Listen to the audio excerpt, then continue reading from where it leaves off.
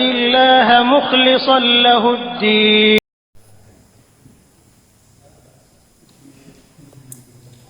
Bismillahirrahmanirrahim. Assalamualaikum warahmatullahi wabarakatuh. Alhamdulillahi rabbil alamin, alladzi hadana ila tariqal mustaqim,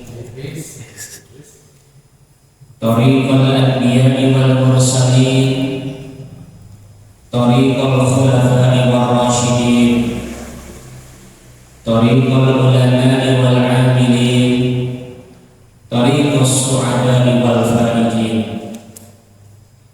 Asyhadu an la ilaha illallah al-malikul haqqul mubin, wa asyhadu anna Muhammadan abduhu wa rasuluhu as-sadiqul wa'dil amin. Allahumma salli ala sayyidina Muhammadin wa ala alihi wa ashabihi al-mujahidin al-tahirin. Wa qala Allah ta'ala fil Qur'anil Karim, a'udzu billahi minasy syaithanir rajim. Bismillahirrahmanirrahim. Ya ayyuhalladzina amanu taqullaha wal tanzur nafsun ma qaddamat lighad wattaqullaha innallaha khabirun bima ta'malun. Hadirin jamaah Masjid Mukhlisin Al-Huddin rahimakumullah, kita panjatkan puji dan rasa syukur kita kepada Allah Subhanahu wa ta'ala. Alhamdulillah atas nikmatnya, nikmat sehat dan nikmat panjang umur sampai hari ini. Mudah-mudahan umur yang Allah titipkan kepada kita, nikmat sehat yang Allah masih titipkan kepada kita, kita bisa manfaatkan dengan sebaik-baiknya untuk senantiasa berbakti dan mengabdi kepada Allah dengan jalan melaksanakan apapun yang diperintahkan oleh Allah dan menjauhi apapun yang dilarang oleh Allah Subhanahu wa ta'ala. Salawat serta salam semoga selamanya Allah Subhanahu wa ta'ala selalu mencurah limpahkan kepada baginda kita Rasulullah Muhammad sallallahu alaihi wasallam, pada keluarganya, para sahabatnya, para tabi'in sampai akhir zaman kelak. Hadirin rahimakumullah, izinkan di kesempatan pengajian malam hari ini untuk kembali mengingatkan materi yang disampaikan pada hari Jumat kemarin. Tidak terasa kita sudah di penghujung tahun 2023, tinggal menghitung jam kita akan ditinggalkan oleh tahun 2023 dan kita akan masuk di tahun 2024. Saya akan kembali pesan dari Syekh Al-Ustadz Asnan Syarif dalam satu buku yang berjudul Menabur Mutiara Hikmah. Kita dan orang-orang memahami bahwa hari-hari kita adalah yang kita alami dari hari Senin sampai hari Ahad. Namun pada hakikatnya ternyata hari-hari yang dialami oleh umat manusia bukan hari Senin, Selasa, Rabu, Kamis, Jumat, Sabtu, dan Ahad. Namun pada hakikatnya justru ada 5 hari yang dialami oleh seluruh umat manusia. Yang pertama, kata Syekh Al-Ustadz Asnan Syarif, hari yang kita alami adalah hari kemarin. Hari kemarin adalah hari yang sudah kita lalui.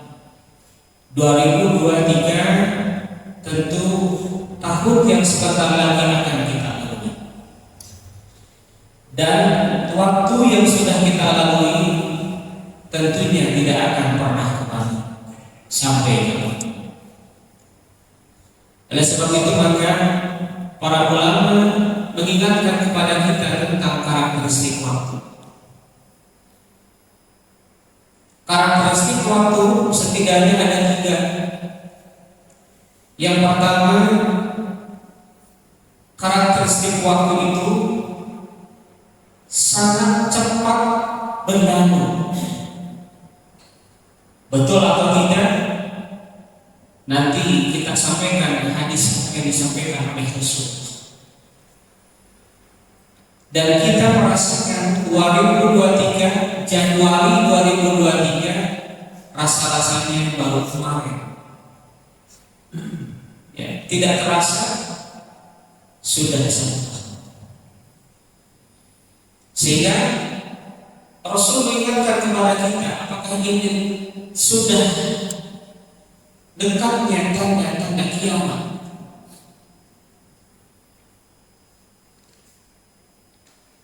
Dan kita merasakan jangankan satu tahun per minggu saja, kemarin Sabtu sekarang sudah Sabtu, kemarin Minggu sekarang sudah Minggu, begitu cepat berlalu. Sehingga Rasul mengatakan dalam satu hadisnya, la taqumu as-sa'atu hatta yataqarraba as-zaman.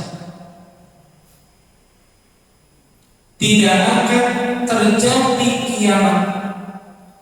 Kiamat tidak akan terjadi hatta yataqarraba az-zaman, sehingga zaman terasa semakin berdekatan, waktu semakin berdekatan, waktu semakin cepat. Kata Rasul, fatakunu sanatu kasyahrin. Kita rasakan 1 tahun itu seperti 1 bulan. Wasyahru kal Jum'ah, 1 bulan seperti 1 Jumat. 1 bulan terasa seperti 1 minggu. Wa taqulu Jum'atu kal yaum, dan satu minggu atau 1 Jumat terasa seperti 1 hari. Wa taqulu yaum kasa'ah, dan terasa 1 hari bagaikan 1 jam, 1 jam bagaikan 1 detik, dan seterusnya. Karakteristik waktu, kata para ulama, terasa sangat cepat berlalu. Dan ini sudah kita rasakan sampai hari ini. Kemudian karakteristik yang kedua, waktu itu ketika sudah berlalu tidak akan pernah kembali. Kalau sudah berlalu tidak akan pernah kembali. Hari besok tidak akan pernah kembali. Ketika 2023 berlalu tidak akan pernah kembali sampai kapanpun, sampai kiamat terjadi. Ada seorang pemuda punya harapan yang besar. Ketika dia sudah tua, ingin menceritakan masa muda. Dalam kitab Alfiyah Kanan Ibnu Malik ada satu syair, ala laita sababa ya'udu yawman fa akhbiruhu bima fa'ala al-muslim. Apa kata pemuda itu? Aku ingin kembali ke masa muda seperti dulu, dan aku akan menceritakan masa lalu yang penuh dengan keindahan dan kenangan. Rasa-rasanya sesuatu yang mustahil. Bagaimana kita ingin kembali kepada masa muda, 17 tahun, 20 tahun, 25 tahun. Sekarang kita sudah di usia 50, 55, 60 tahun. Rasa-rasanya kita hanya ingin tinggal bercerita tentang masa indah dulu, dan kita tidak akan pernah kembali kepada masa muda. Oleh sebab itu maka, bagaimana Allah berjanji dalam Al-Quran, Allah sering menyampaikan janji tentang waktu. Demi waktu, demi masa, saking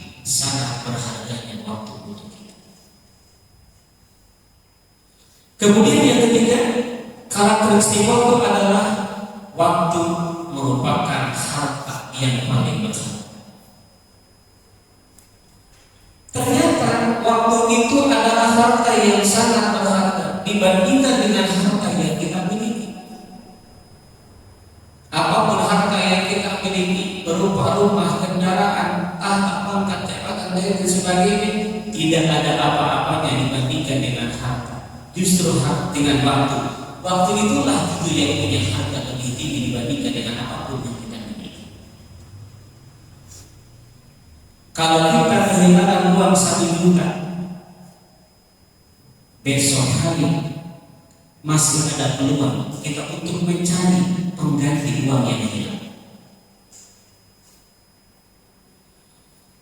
Kalau kita kehilangan uang berapapun nominalnya, masih ada harapan.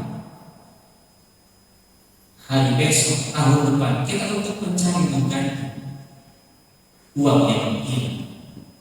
Tapi berbicara waktu, ketika kita kehilangan waktu, ketika waktu dibiarkan, usia kita pada hakikatnya bertambah, secara lahiriah bertambah, tapi hakikatnya justru berkurang. Kita menghitung rata-rata ketika usia kita bertambah, ya kita mengetahui bertambah, tapi ingat pada hakikatnya adalah berkurang. Jadi ketika kita kehilangan uang, bisa kita cari minggu depan, bisa kita cari hari depan, bisa kita cari tahun depan, tapi ketika kita kehilangan waktu, kehilangan kesempatan, dan ketika kesempatan itu berlalu, tidak akan pernah kembali dan sulit untuk kita dapatkan.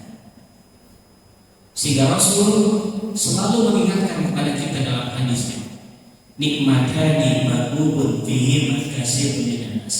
2 nikmat yang sering dilupakan oleh kebanyakan manusia, salah satunya adalah al-faragh, nikmat sempat dan nikmat waktu luang yang Allah berikan kepada kita. Orang merasakan waktu luang ketika sudah sepi. Orang merasakan waktu luang ketika kesibuk. Dan disitulah rasa nikmatnya hidup. Seperti halnya orang merasakan nikmatnya sehat ketika kita oleh Allah sudah memberikan sehat. Oleh sebab itu, umur yang Allah berikan kepada kita, usia yang Allah berikan kepada kita manfaatkan dengan sebaik-baiknya. Walaupun para ulama membedakan antara umur dengan usia. Ustaz Hidayat pernah menyampaikan, umur itu berbicara kebaikan. Umur itu berbicara nilai kemakmuran hidup. Kalau usia itu berbicara, kita minta kepada Allah, Allahumma tawil umur, ya Allah panjangkan umur kami. Kenapa kita minta dipanjangkan umur? Karena tidak sedikit orang yang usianya panjang tapi umurnya pendek. Oleh sebab itu maka kita contoh salah satunya seperti Imam An-Nawawi al-Ghazali. Beliau umurnya pendek, beliau usianya pendek, tapi umurnya panjang. Dalam beberapa penjelasan, dalam beberapa riwayat, Imam An-Nawawi al-Ghazali di bawah 100 tahun, tapi karyanya di atas 100 kitab. Sampai hari ini masih dikaji oleh para santri, para kiai pesantren. Secara usia pendek, tapi umurnya panjang. Tapi sebaliknya, tidak sedikit orang yang usianya panjang tapi umurnya pendek. Ada yang usianya 100 tahun, 120 tahun, mungkin masih ada. Tapi ketika dia wafat, tidak pernah diingat orang, tidak pernah dikenal orang, tidak pernah disebut orang. Usianya panjang tapi umurnya pendek. Bahkan tidak sedikit orang yang meninggal dunia diinginkan oleh orang. Nauzubillah. Oleh sebab itu, kita manfaatkan dengan sebaik-baiknya waktu yang masih Allah berikan kepada kita. Usia kita secara hitungan sekali lagi dengan bertambahnya tahun secara lahiriah adalah bertambah, namun pada hakikatnya disuruh mengurangi jatah umur kita. Kembali dari yang pertama, kata Syekh Ustaz Asnan Syarif, Waktu hari yang kita lalui adalah hari kemarin. Hari kemarin, hari yang telah berlalu dan tidak akan pernah kembali. Oleh sebab itu maka kata Ustaz Syarif, apa yang pernah kita alami, apa yang pernah terjadi pada hari kemarin, apa yang pernah terjadi pada tahun 2023 hendaklah dijadikan cermin untuk melangkah di hari ini. Hendaklah dijadikan pelajaran untuk melangkah di tahun 2024. Sebab salah satu ciri ulul albab, di dalam Al-Quran dijelaskan salah satu ciri ulul albab, orang-orang yang dapat mengambil pelajaran dari pelajaran hidup. Kita bisa mengambil pelajaran hidup dari diri kita, dan kita bisa mengambil pelajaran hidup yang berharga dari orang. Jangan pernah kita jatuh dua kali di tempat yang sama. Karena kita sebagai manusia diberikan akal yang sehat, diberikan pikiran. Jangan sampai apa yang pernah terjadi di 2023, perbuatan-perbuatan yang tidak baik, umur, usia, waktu yang kita sia-siakan, mudah-mudahan di 2024 tidak pernah terjadi kembali. Sebab Rasul mengatakan ada 3 kelompok manusia dalam dunia ini. Yang pertama, ada yang dikatakan orang yang rugi. Khasir. Siapa orang yang rugi? Man kana yawmuhu, barang siapa yang hari ini dia sama amalannya sawiyan bi'amsi, dengan amalan, dengan perbuatan tahun kemarin, maka dia termasuk orang yang rugi. Tahun kemarin ibadahnya hanya 10%. Tahun ini ibadahnya hanya 10%.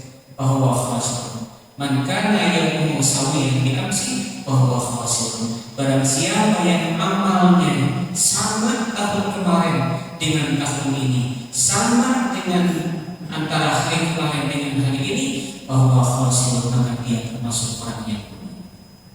Yang kedua, man kana yawmuhu syarran bi'amsi.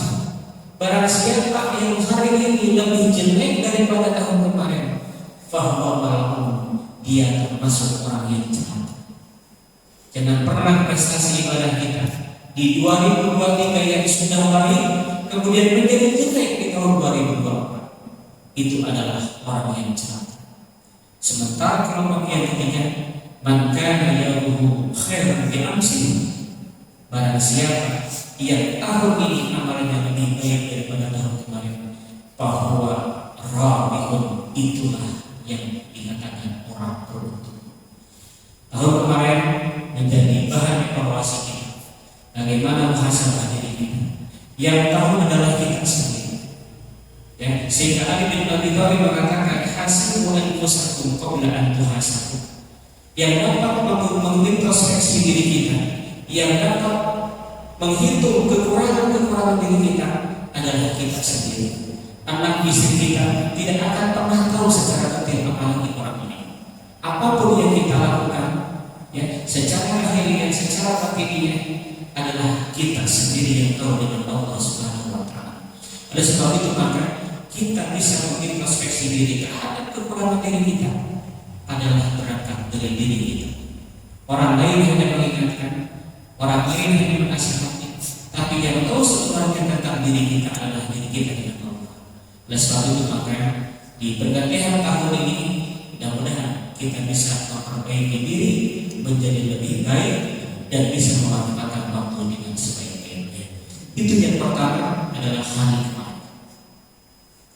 Yang kedua, kata Syekh Ustaz Ashraf Syarif, yang kedua adalah hari ini. Hari ini adalah modal yang Allah berikan kepada kita. Harus bersyukur kepada Allah. Kita masih bisa hidup sampai hari ini. Dan ini modal yang Allah berikan kepada kita.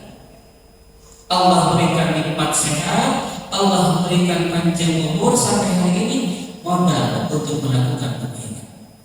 Sebab tidak sedikit orang yang mau melakukan kebaikan tapi dia sakit, orang yang mau melakukan kebaikan tapi sia-sia sudah dipanggil oleh Allah Subhanahu wa Ta'ala, mereka tidak bisa melakukan itu semua. modal yang Allah berikan sampai hari ini kita sama-sama untuk bisa memanfaatkan dengan sebaik-baiknya untuk mengerjakan nilai-nilai kebaikan. Bapak-bapak yang saya hormati, sebenarnya Allah berikan kebebasan kepada kita. Allah berikan kebebasan kepada kita. Kita mau pilih apa? Kita boleh memilih kebaikan, kita boleh memilih keburukan. Tapi ingat, pilihan kita harus bertanggungjawabkan di hadapan Allah Subhanahu wa Ta'ala. Bukan hanya pilihan di dunia, pilihan presiden, pilihan legislatif dan lain sebagainya. Pilihan kita pun terhadap apa yang kita lakukan. Kita memilih hal yang baik, kita memilih hal yang buruk. Silakan hak pribadi, tapi ingat ada pertanggungjawaban di hadapan Allah Subhanahu wa Ta'ala. Rasulullah mengatakan, la tazula qadama 'abdin yaumal qiyamah hatta yus'ala an arba'in. Ketika kita belum bisa mempertanggungjawabkan 4 hal di hadapan Allah, ketika nanti di pengadilan Allah, pengadilan yang seadil-adilnya, diadili di pada masa seluruh umat manusia untuk menghadap Allah, kita tidak akan bisa melangkah 1 langkah pun sebelum kita mempertanggungjawabkan 4 hal. Yang pertama, an-umrihi, tentang umur, tentang usia. Kita usia berapa tahun? Dari mulai akhir balik, kita usia berapa tahun?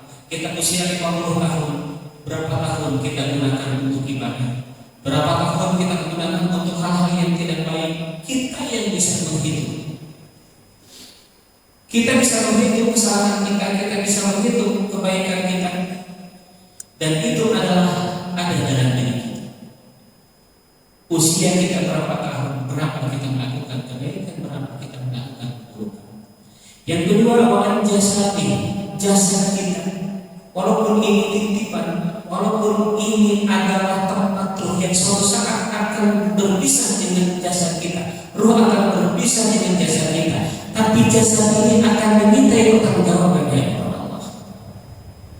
Dan ingat, ruh itu tidak akan pernah mati. Yang mati adalah jasad kita. Kematian terjadi karena berpisahnya antara ruh dengan jasad kita. Jasad kita mungkin akan menjadi tanah, jasad kita akan menjadi makanan ulang, jasad kita akan bersatu kembali ke tanah. Tetapi ingat, jasad ini tetap akan dimintai pertanggungjawaban oleh Allah Subhanahu wa Ta'ala. Untuk apa menggunakan jasad itu? Allah menjelaskan dalam Al-Quran, ingat bahwa manusia adalah makhluk yang Allah berikan dengan bentuk yang sangat sempurna. Laqad khalaqnal insana fi ahsani taqwim. Sungguh manusia aku ciptakan dalam bentuk yang sempurna. Kesempurnaan itu akan Allah mintai pertanggungjawaban di hadapan Allah Subhanahu wa Ta'ala. Yang ketiga, an-ilmi, tentang harta yang kita miliki. An-ilmi, tentang ilmu yang kita miliki. Berapapun ilmu yang kita miliki, kecil banyak, sedikit banyak, kita harus bisa mengamalkan ilmu yang kita dapatkan. Karena ilmu akan dimintai pertanggungjawaban di hadapan Allah Subhanahu wa Ta'ala. Yang keempat, an-malihi, harta yang kita miliki akan ditanya oleh Allah dengan 2 pertanyaan. Jadi Allah ketika nanti di alam akhirat kita ditanya 2 tentang harta. Yang pertama, min aina tasarrafu, dari mana kau dapatkan harta? Wa mimma anfaqahu, dan dikenakan harta.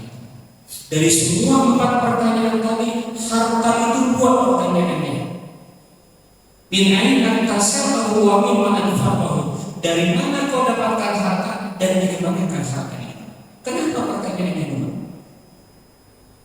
Bisa jadi harta itu didapatkan dari yang halal, tapi dipakai untuk yang tidak baik. Bisa jadi harta itu kita dapatkan dari cara yang halal, tapi tidak sedikit orang yang menggunakan harta walaupun didapatkan dengan cara yang halal, tidak sedikit dia manfaatkan untuk yang tidak baik. Atau mungkin saja dia mendapatkannya dengan yang cara yang tidak baik, tapi dimanfaatkan untuk yang baik. Oleh sebab itu maka dua-duanya ditanya oleh Allah, min aina tasaba wa mimma anfaqta, dari mana kau dapatkan harta dan dikenakan harta itu. Hartina kudu menang harta itu halus itu hati jeung kudu dimanfaatkan halus itu hati. Yang kedua adalah hari ini, modal. Hari ini adalah modal untuk melakukan kebaikan.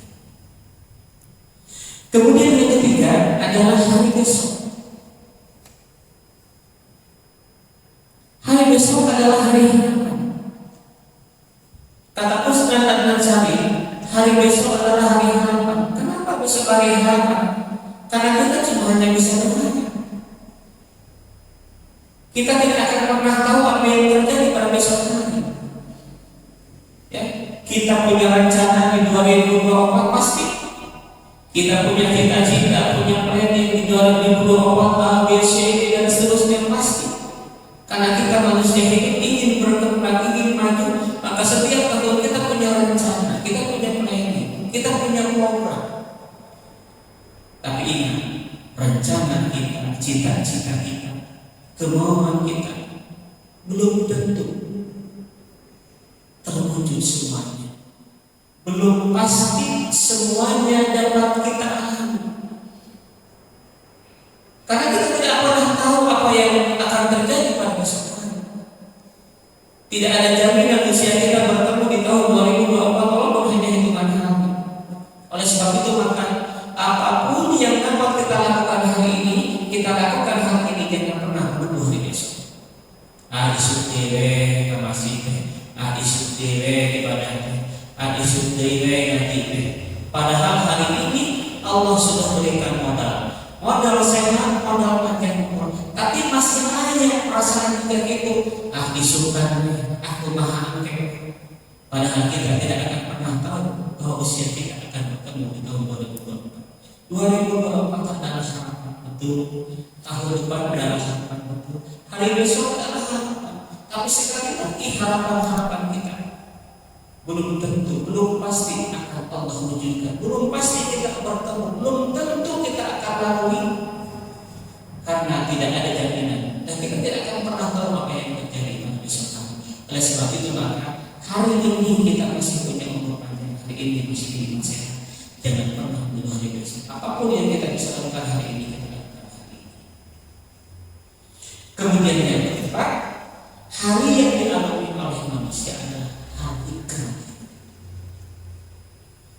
Siapapun makhluk Allah yang bernyawa pasti mengalami kematian.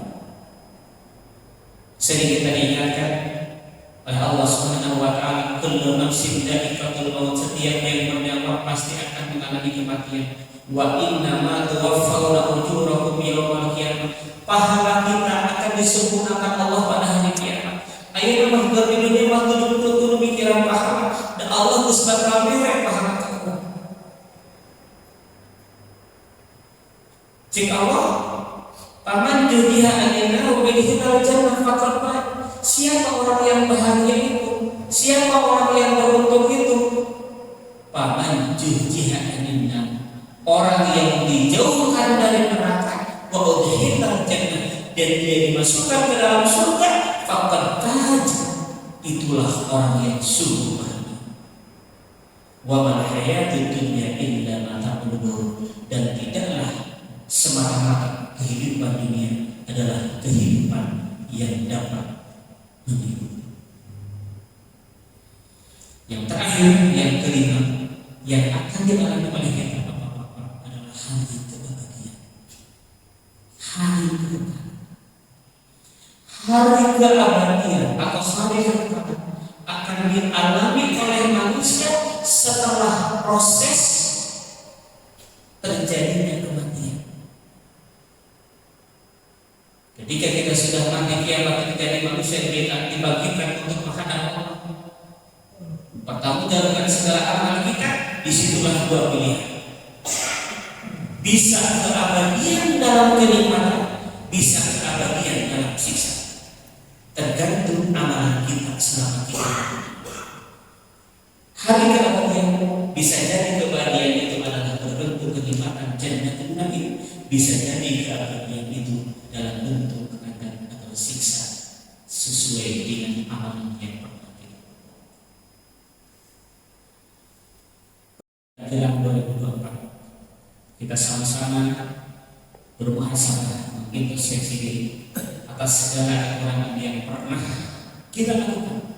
Sekali lagi, saya tidak pernah tahu kekurangan bapak-bapak, tidak pernah tahu. Mungkin secara lahiriah kita tetap yakin kita yang dapat bisa mengoreksi, yang bisa memperbaiki diri. Astaghfirullah.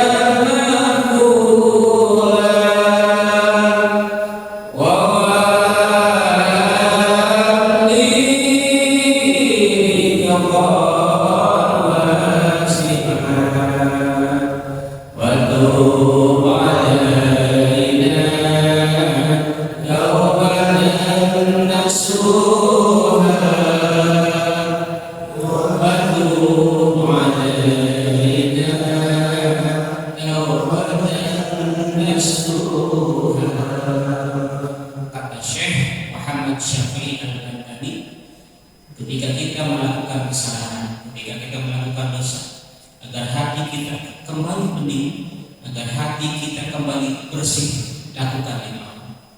Yang pertama, sadari kesalahan. Sadari kesalahan kita, karena kita sebagai manusia biasa, kullu bani adama khata'un wa khairul khata'in at-tawwab. Setiap manusia pasti melakukan kesalahan, Dan sebaik-baiknya manusia yang melakukan kesalahan adalah manusia yang mau memperbaiki kesalahan itu. Sadari kesalahan yang pernah kita lakukan, baik kesalahan kepada sesama yang bersifat hak menerima maupun kesalahan kepada Allah yang bersifat hak menerima. Yang kedua, sesali apa yang pernah kita lakukan. Sesali dosa yang pernah kita lakukan. Sebanyak apapun dosa yang kita lakukan, kita harus menyesal. Baik itu kesalahan yang kita lakukan kepada Allah maupun kesalahan yang dilakukan kepada manusia. Sebab Rasul mengatakan, an-nadmu taubatun, penyesalan adalah termasuk orang yang bertobat. Artinya, kalau kita melakukan kesalahan, kalau kita melakukan dosa, merasa banyak dosa, cuma hanya menyadari tapi tidak menyesali, tidak termasuk orang yang sadari kemudian sesali. Yang ketiga, perbanyak istighfar dan memohon ampun kepada Allah. Innallaha ghafurur rahim, innallaha tawwabur rahim. Allah lautan maha, Allah penerima taubat. Sekali lagi, sebesar apapun dosa kita, sebanyak bumi di lautan, innallaha tawwabur rahim, innallaha ghafurur rahim. Allah maha penerima taubat, Allah maha pengampun. Jangan pernah putus asa. Yang penting bagaimana kita punya kekuatan untuk memiliki keinginan yang kuat untuk bertobat kepada Allah. Kemudian yang keempat, al-ajru an la yaquda ilaihi. Kalau kita melakukan kesalahan, dosa dan lain sebagainya, tanamkan dalam diri kita ada kemauan yang kuat untuk tidak pernah kembali melakukan hal kesalahan yang sama. Tidak tobat maksiat, tobat maksiat. Sebab orang-orang yang seperti itu diberikan dalam al-mustahdiin, orang-orang yang tobat maksiat, tobat itu adalah orang yang mempermainkan Tuhan, orang yang mempermainkan Tuhan. Yang kelima, ikuti amalan keburukan dengan amalan-amalan yang baik. Innal hasanat yudhibnas sayyi'at. Ketika kita melakukan kesalahan, ketika kita melakukan dosa, jangan dipikirkan. Ikuti dengan amalan-amalan yang baik. Dari tikrar integritas, itulah peringatan bagi orang-orang yang mengingatkan Allah. Dalam hati kita, kalau ada untakun saudatun fi qalbi, kalau ada sedikit hitam dalam hati kita, maka kita cepat untuk mohon ampun kepada Allah, kemudian ikuti dengan amalan-amalan baik. Mudah-mudahan sholat berjamaah kita, tilawah kita, ngaji kita, silaturahmi kita, infak kita, apapun amalan kita yang kita lakukan menjadi penghapus dosa dan kesalahan yang kita. Amin ya Allah ya Rabbal Alamin. Itu saja. Terima kasih atas perhatiannya. Mudah-mudahan sekali lagi di 2024 Allah berikan harapan kepada kita, dan harapan itu Allah wujudkan. Mudah-mudahan Allah berikan kesehatan, Allah berikan panjang umur, Allah berikan kesuksesan, Allah berikan kebahagiaan.